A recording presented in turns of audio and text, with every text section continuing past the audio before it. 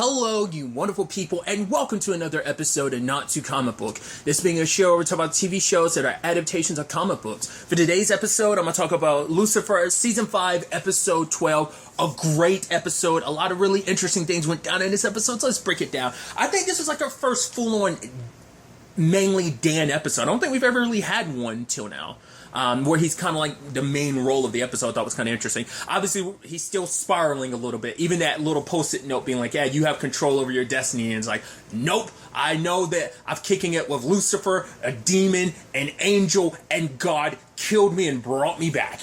You know, so he's like, nah, you know, he crumbles that up. And he has that work, and Lucifer's poking and prodding at him. But he's like, honestly, I know we normally have our back and forth. It doesn't mean anything now. Like, I mean, I know the truth. You're the devil and everything. So it's like, what? He's just like, and even Lucifer comes over to Chloe being like, you know, it's like, oh, Daniel's just kind of a joy. And she's like, well, give him time. Like, you know what I went through after I learned the truth. It's like, yeah, but still.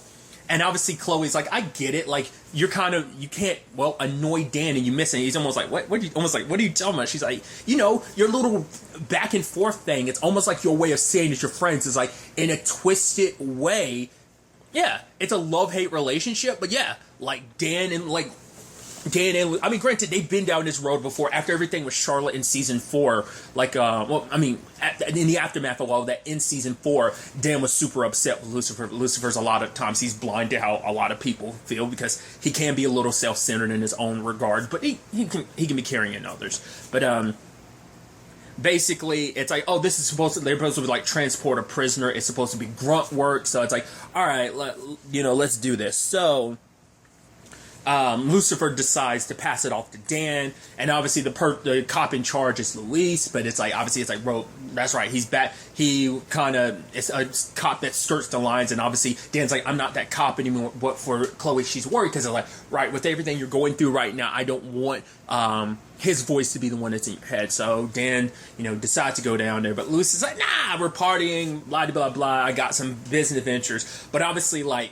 Daniel got super existential because for him it's like when you kind of realize that like things are actually much worse, because at first you're like, if God and the devil are real, it makes it worse because it's like, wait, then that means like hell is real and everything, so like your actions have consequences, like you will be judged at the end type of thing. But for him, what makes it even worse is you learn that God is fallible, and it's like, then that means just like, what's the point of anything if even God's fallible? That maybe like everything's an accident, maybe like you being here and everything, there's no grand design plan, that even if God doesn't have it all together in his own right, then like, what's the point, It's like Daniel's like really on the deep end.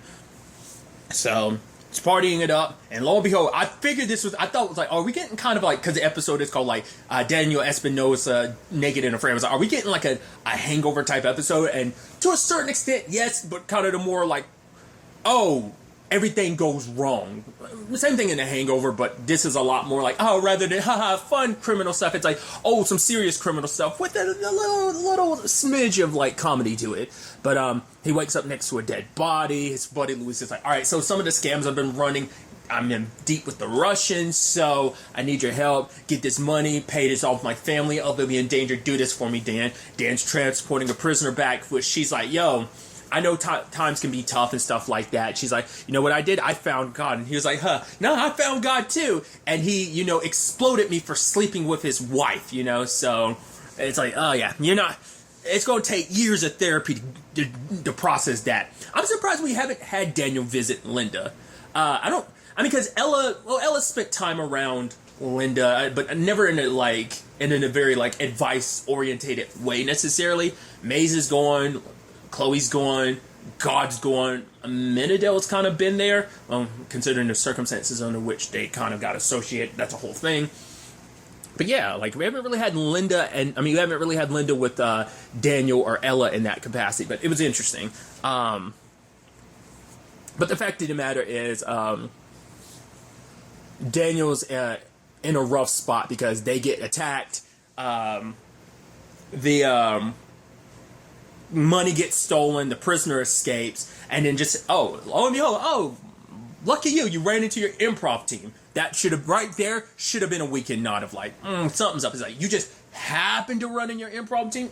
Okay, goes, asks for Lucifer for a favor, even though he told Lucifer, I'd never asked you for this. I need your help. Obviously, he's like, okay, now you're done laughing. I need your help. I need to get this money. The fact is, there's some people I'm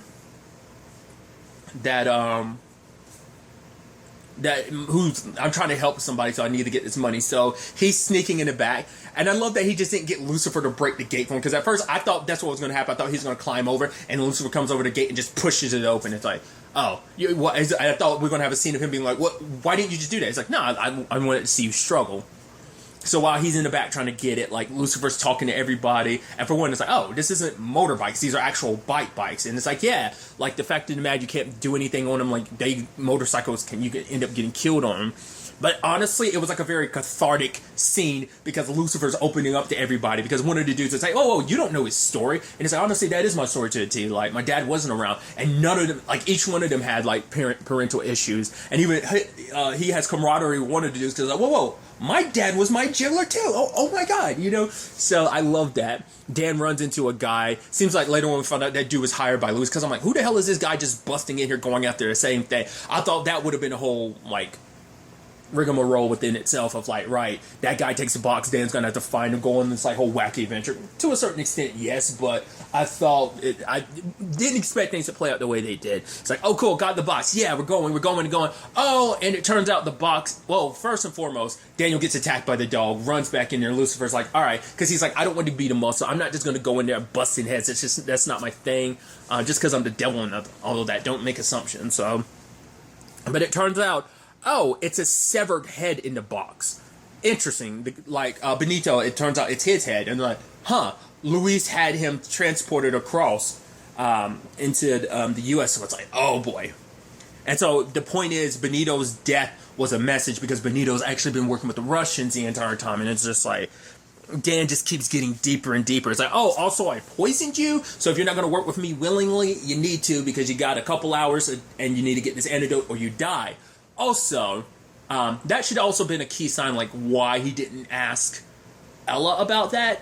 Maybe, because he never actually asked her about the poison to find out if there was some other antidote. I think that should have been a thing, like, that Dan didn't quickly jump on some of that. But I guess it's also the thing of, like, I guess he believed Luis, but it's also a thing of, like, you do know a forensic scientist. Like, Ella is super smart. She would have known about the voice. You would have gotten her. But then I guess also at the same time, she would have asked a whole bunch of questions. And in his own right, like, Daniel didn't want to involve any of the people he cares about. Like, he wanted, like, he doesn't like dragging people into his business. So it comes from a good place, I think. So that's what I kind of chalked that up to. But, so basically he's now hired to kill, the person that handles their books, because he had to kill the person he was doing his books, because Benito was working with the Russians. So it's like, who does he turn to? He turns to Ella. He's like, right, I need your help working with this case, committing the perfect murder. And then it turns out Ella's like, honestly, I've been working on one the entire time for my book. It's about a forensic scientist who talks to ghosts, which I'm like, oh, which is sad too, because like, we never dived into whether or not she actually sees other ghosts. We know that the ghost she was seeing the entire time was Lucifer's sister, Azrael. So it's like, you know, but which is kind of a nice, like, oh, we can nod back to that, you know? I wish that would circle back around in some shape or form, but I wonder, you know, like I said, I wonder, does she see other ghosts or not? We haven't really dived into that or not, but, yeah, I thought that was kind of interesting. Obviously, it's like, oh yeah, like, she's legitimately playing it super close to who she is, but basically like, oh, she's, you know, bright and shining, sun shining outside, but on the inside, she holds so many secrets. It's like, obviously, to a certain extent. You know, also, you have to think about it, too, it's an element to it. It's like, right, Ella comes from a family with some, like, criminal backgrounds and stuff like that. Probably could have gotten her help in certain regards, but also, once again, Daniel wouldn't have gone to Ella like that, you know? But it's like, all right, let me take down notes about all this, because it's like, right, he's like, would I be able to do it in like 9.5 hours? She's like, 9 hours for that. Yeah, I'll make it work. And then like, he's right, no, let me write it down. So he's getting all the materials necessary to fake a murder. He goes to Slavanya, the Russian bookie, and it's like, okay, I'm not actually going to kill you. I mean, I was sitting here to kill you, but I'm going to fake your death. And she's like, oh, cool. Knocks him out, steals his car, steals everything. Okay. Who does he turn to? Aminadel, I need you to take me somewhere. And obviously, he doesn't want to drag Aminadel. It's just like, it's a long story. It's like, I'm not an Uber. It's like, I know, bro, but if I had any other choice, I need to get back home. Okay. And so Aminadel has to carry him, and I love it. Okay, so I might pass out. and I might puke, or I might do both. So, and just a minute, I was kind of like, ugh. I wonder, did he actually pass out this time? I mean, well, you kind of, I mean, to be fair, none of them have none of them have actually been in that situation. Well, like Chloe's been carried by Lucifer, like as he's like floated up. Like obviously, well, it was Michael in the first half of the season dodging the car. That's about it. She hasn't actually been flown, so maybe Chloe would pass out too. I don't know. But nevertheless, goes back home. And lo and behold, who's waiting for him? None other than Maze. I'll be like, in the grand scheme of things, I'm like, Maze would be the person you turn to in this. Like, she's got connections to the shady underworld. I mean, hell, that's why you turned to Lucifer in the first place, because his connections and everything, but it wasn't what you needed him for. But, Maze is kind of being like, yeah, you were kind of, I overheard Lucifer saying you're spiraling out of control, so, yeah, I'm here. I wanted to see it firsthand. And she's laughing, and he's like, oh, a minute I had to carry you like a baby. And it's like, come on, Maze, this isn't funny. And she's like, all right, let me help you out and stuff like that. He's like, no, I don't want to drag you into this.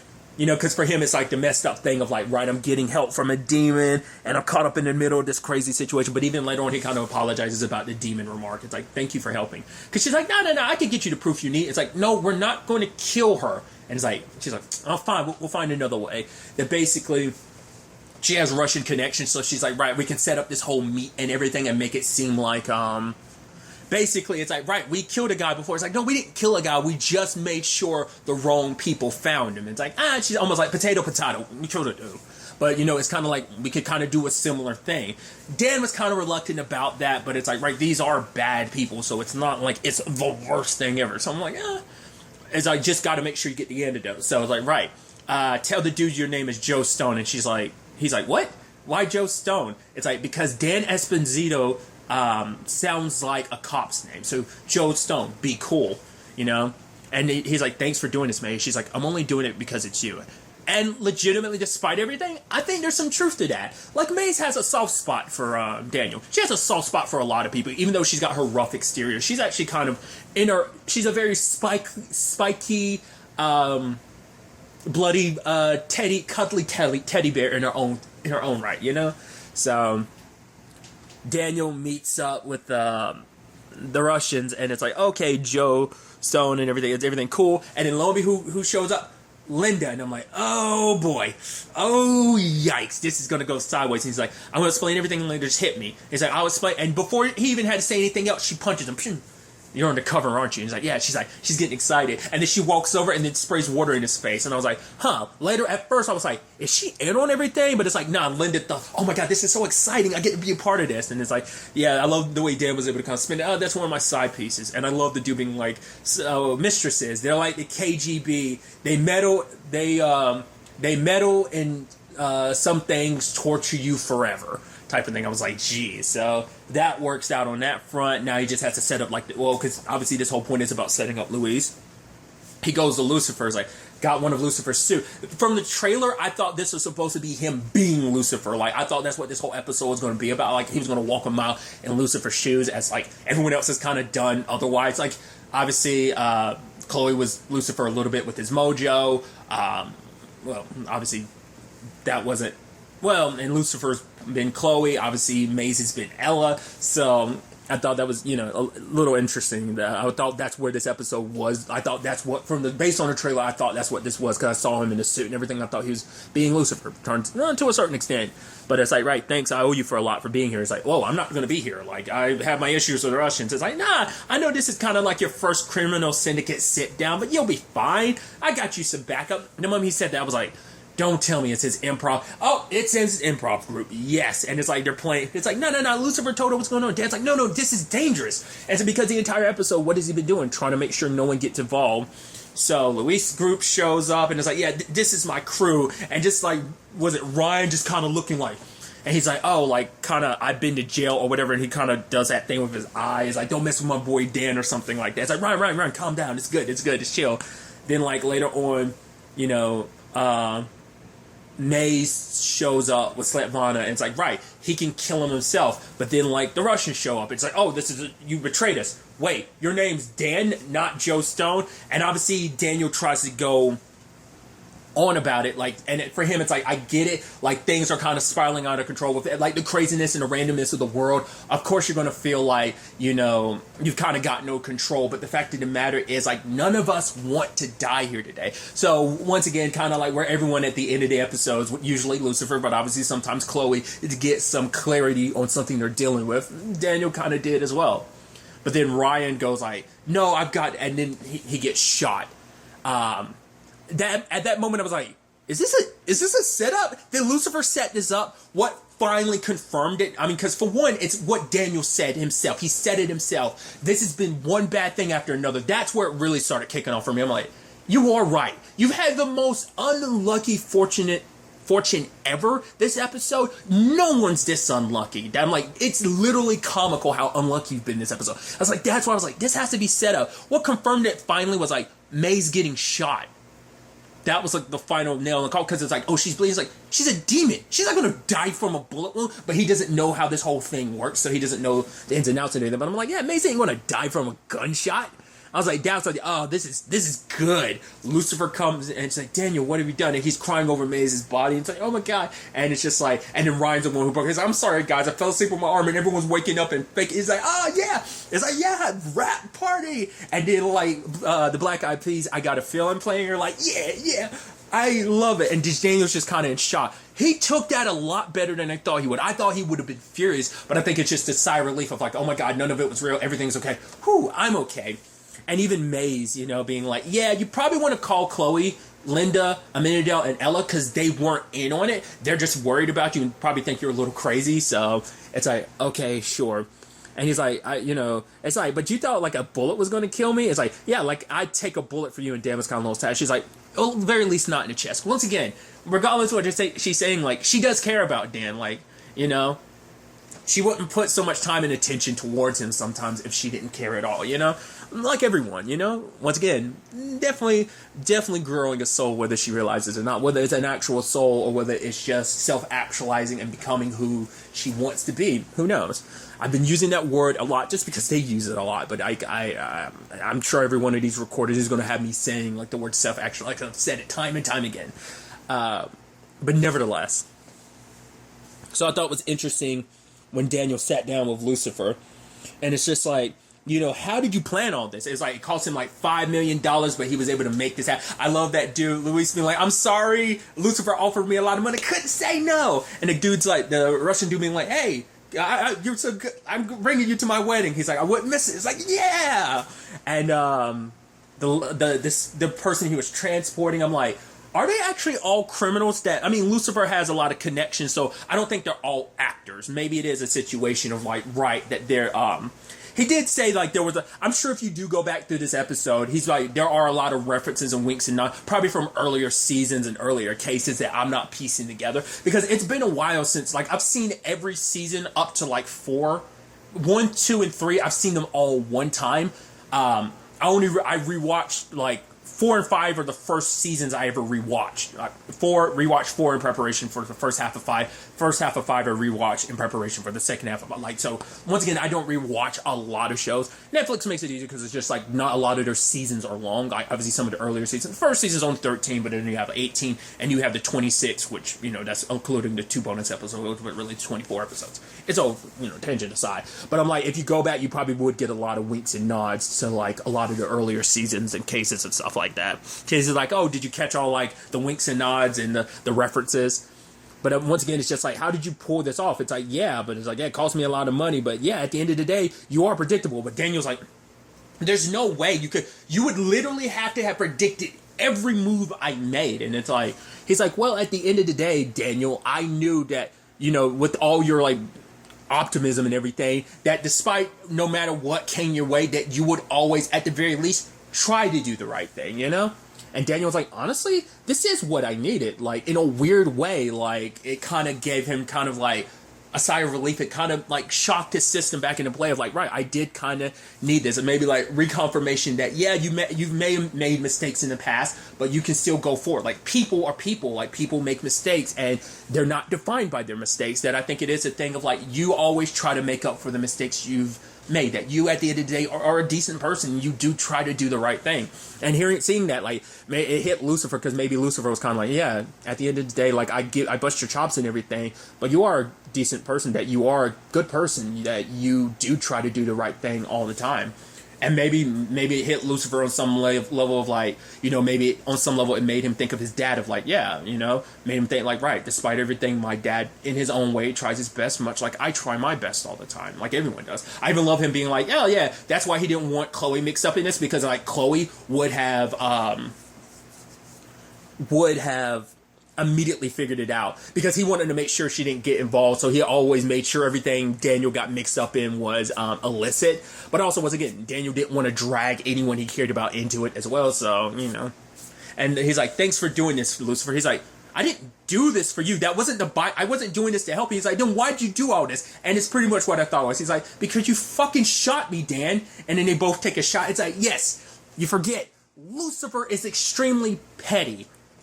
Like, on some level, I figured this was like a giant prank. It was middle finger to him. I didn't know it was specifically about being shot. I thought it was more so about like I thought it was more so about just in general, kind of like pranking him. It's like, yeah, this is our shtick, or back and forth. You jab me, I jab you type of thing. But it's like, no. And I love that's literally the final shot of the episode. Just them both drinking light. Well, you kind of helped me regardlessly, so I'm not going to be too mad about it. Once again, Dan handled that, but I guess in the grand scheme of things, this all being fake, it's a lot. I think it's that situation where it makes you go, huh. This line came up Invincible, in the season finale of Invincible. It's a little spoilers, but not really. But it's very befitting, where it's kind of like, it makes you kind of go, wow, like, yeah, this was a crazy thing. In the grand scheme of things, now I realize how big things are. It makes my own, like, you know, what's the word I'm looking for? Existential crisis a little more manageable, you know, to a certain extent, considering like he was just overwhelmed by everything, but it also makes your personal life a little manageable because you realize just how vast everything is. It kind of makes you kind of take a step back from everything. I think that's kind of what Dan got from this episode. At least that's how I'm interpreting this. So, interesting episode. Hell, for all we know, this might have brought Lucifer and Daniel closer in the grand scheme of things. I mean, it definitely brought him closer, I think, to Maze to a certain extent. So, we'll have to wait and see where all of this ends up taking us going forward into the next episode. But really, that's all I want to talk about. Till the next time we meet, be happy, be safe, live life to the fullest, and enjoy it. Good day, and goodbye.